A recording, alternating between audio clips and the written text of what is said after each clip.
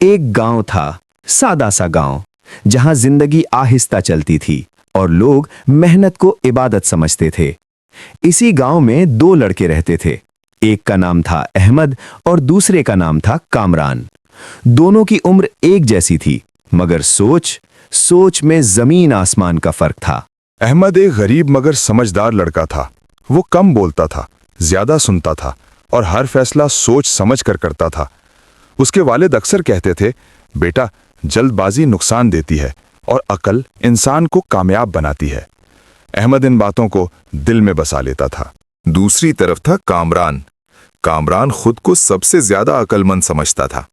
किसी की बात सुनना उसे पसंद नहीं था। अगर कोई समझाता तो वो हंसकर कहता, मुझे सब पता है, तुम लोग पुराने ख्यालात के हो। यही उसकी सबसे बड़ी नासमझी थी।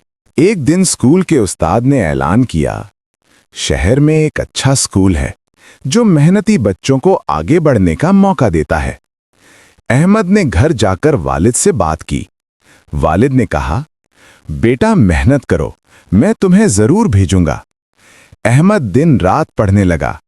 कामरान ने ये बात सुनी मगर हंसकर टाल दी। पढ़ लिख कर कौन सा खजाना मिल जाता है, पैसा तो वैसे ही आ जाता है। नतीजा सबके सामने था। अहमद मुंतखब हो गया और कामरान पीछे रह गया। शहर में अहमद को बहुत से लोग मिले, कुछ अच्छे कुछ बुरे, मगर अहमद ने सोच समझकर अच्छे दोस्त चुने, जो मेहनती थे, बाइखलाक थे और मकसद वाले थे। कामरान ने उल्टा रास्ता चुना, गलत दोस्त, फजूल वक्त और बुरी आदतें। लोगों ने समझाया मगर कामरान ने सुना नहीं। कुछ साल बाद दोनों जवान हो गए। अहमद ने कारोबार शुरू करने से पहले मशवरा लिया, तहकीक की और आहिस्ता कदम बढ़ाया। कामरान ने बगैर सोचे बगैर मंसूबे के कारोबार शुरू कर दिया। अहमद ने कहा, सोच लो, जल्दबाजी मत करो। कामरान हंसा, डरपोक लोग बस सोचते रहते हैं। कुछ ही वक्त में अहमद कामयाब हो गया और कामरान नुकसान में डूब गया। फिर एक मुश्किल वक्त आया। फसलें खराब हो गईं, लोग परेशान हो गए। अहमद ने पहले से बचत की हुई थी। उसने सब्र किया और दूसरों की मदद भी की। कामरान के पास न पैसे बचे थे, न सच्चे दोस्त। वो अकेला रह गया। एक दिन कामरान बीमार पड़ गया। उसी वक्त अहमद उसके पास आया। उसने इलाज करवाया, हौसला दिया और साथ खड़ा रहा।